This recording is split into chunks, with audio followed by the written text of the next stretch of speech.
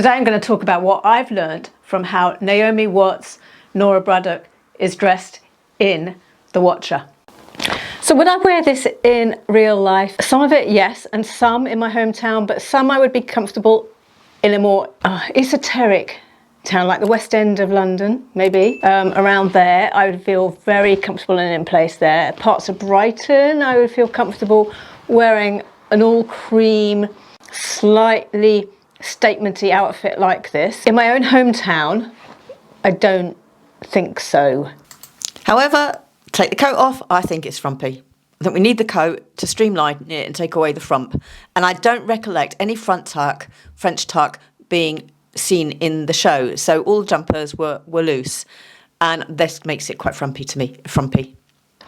Now all the fashionistas tell us, but you know, baggy with baggy, we don't wear. Yeah, this is a rule breaker. This look is breaking those rules, and actually it works. And I think it's going to look lovely on taller people. So I think the stylist did a great outfit. So this, yeah, I would never have thought of putting this really together again because of the clunky boots. I think I would have thought of putting together the trousers, the t-shirt and the cardigan. I think that's quite an obvious combination. Certainly the cardigan and the t-shirt. The ivory coat over it. This is actually one I bought second-hand ages ago from one of those sort of like vintage shops. But yeah, ivory woolen coat. The whole look, would I wear it out? Yeah, do you know, it is, this one is not so statementy, so I'd feel comfortable in my own town. Yes, it's coffee with friends. Yes, I could do that in my own town because we haven't got the hat. I think that makes a big difference. And actually, t-shirt, cardigan, I would probably be not wearing a wool coat. I would want something a bit cooler because if you're wearing a t-shirt and a cardigan, wool's for the really cold winter, isn't it? So let's swap out the coat and put on the leather coat again. That I think is more me. Yep. So I see Nora and Dean, they're very coastal, their outfits are very coastal, and I've got to say today is very uncoastal, and I have just been to the dentist. Luckily, no fillings. The weather, my eyes are quite sore, and I have found this fantastic product that I'm going to tell you about. So I just squirted this on my eyes with my eyes closed. So just having coffee, and I do see Nora and Dean as coffee drinkers, and while I'm talking about that, Dean also is dressed very tonally in the series as well. So let me sit down and tell you about my spray, my eye spray. So I don't know if you saw, but when I squirted my eyes were having a bath in a spa, a cold spa. But this product, you just close your lids, you have your eyelids closed. I don't have to use it again because I just can't help myself. It's lovely. Anyway, I've got eye makeup on, no issues with smudging and so on. MTHK is the company I got this from, and they're sponsoring this video today for you. A gentleman called Amar, plus 3 ophthalmic surgeon consultants from Moorfields Eye Hospital set up MTHK fairly recently. 3 products in the range, specifically zoned for eye comfort and dry eyes. And whether we are having dry eyes because of the menopause, because of years of accumulated eye makeup use, because of allergies, dry atmospheres, the coast, the seas, the winds, the coastal sea, the salt air. The products MTHK are selling are the spray, which I showed you just now.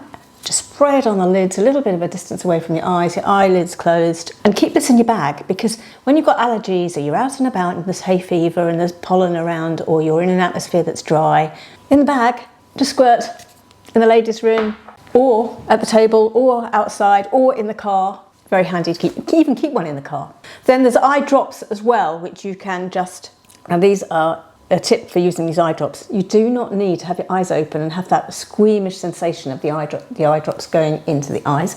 Just lie down on the sofa or on your bed and drop the eye drops into the eyes with your eyelids closed. And the gravity will just allow the drops to seep in under the lid and into your eyes if you stay there for a little while.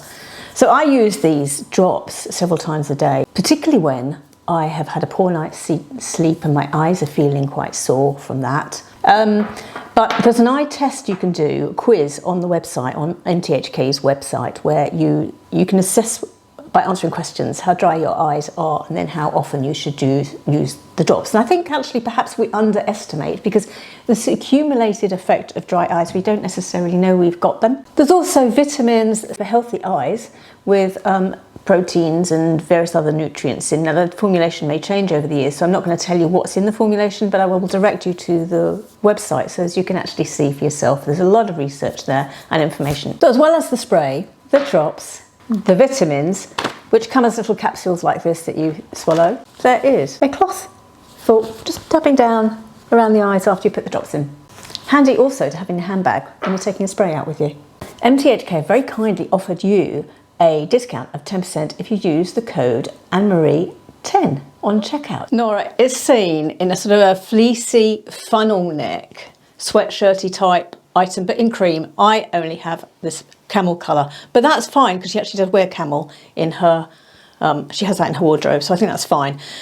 And because we only ever really see her in these ivory trousers or a pleated skirt, I've had to guess what she was wearing.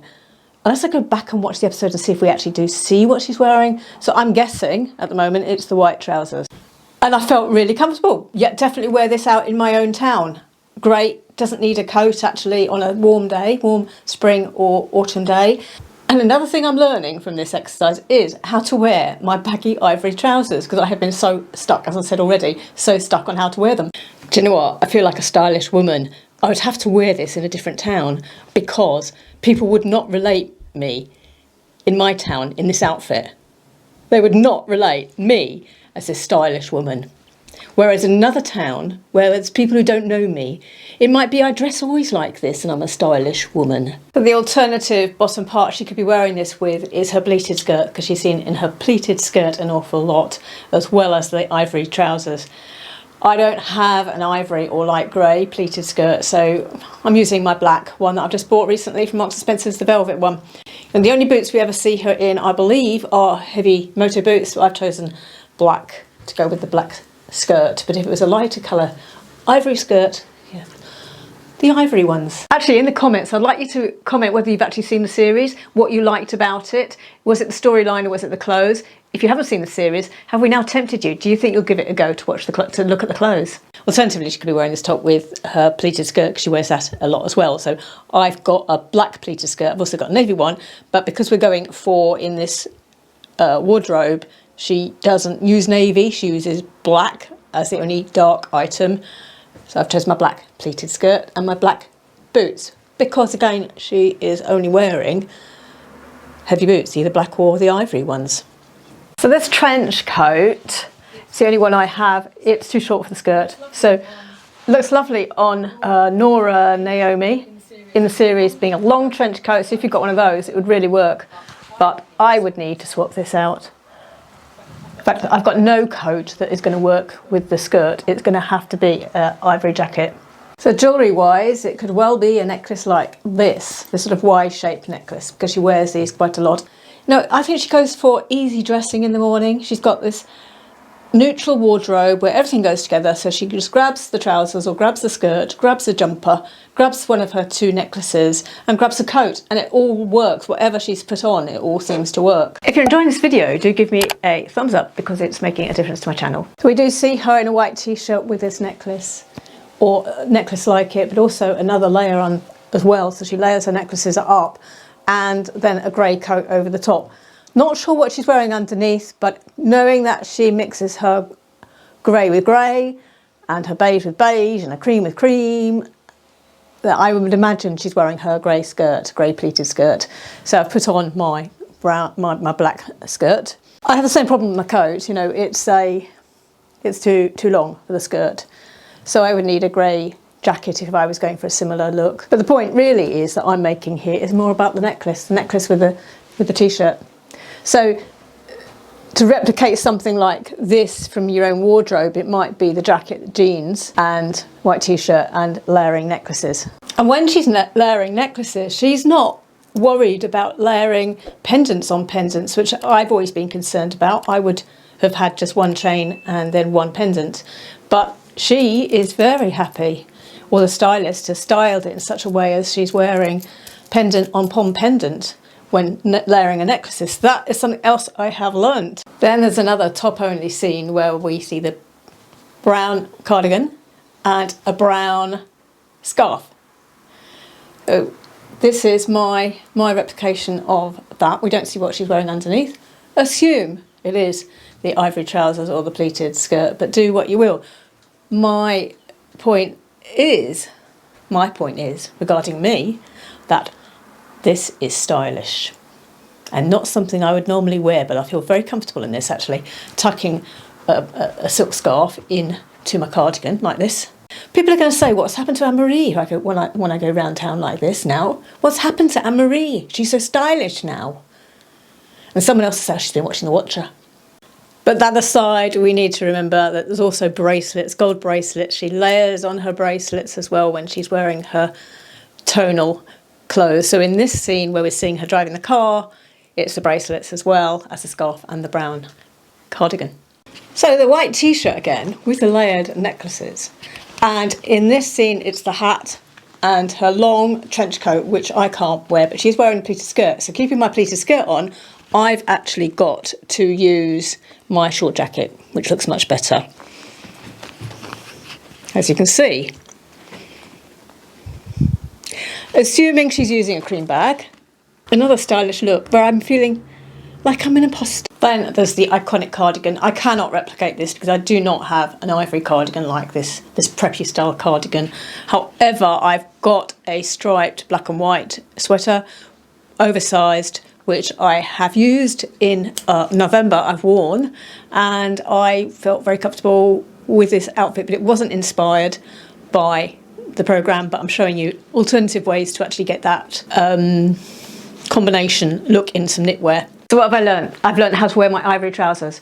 I've learnt that I can wear oversize with oversize and it's not necessarily frumpy looking. And I have learnt that I can layer pendants upon pendants.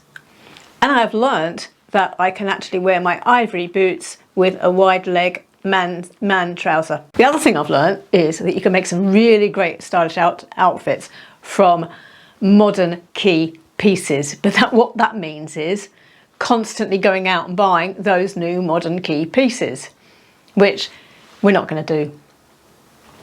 So the reality is we've got to use what's in our wardrobe, maybe add a few bits and pieces that are current just to look up to date, but try to put outfits together that look current from what we have, and so we're not going to get it perfect.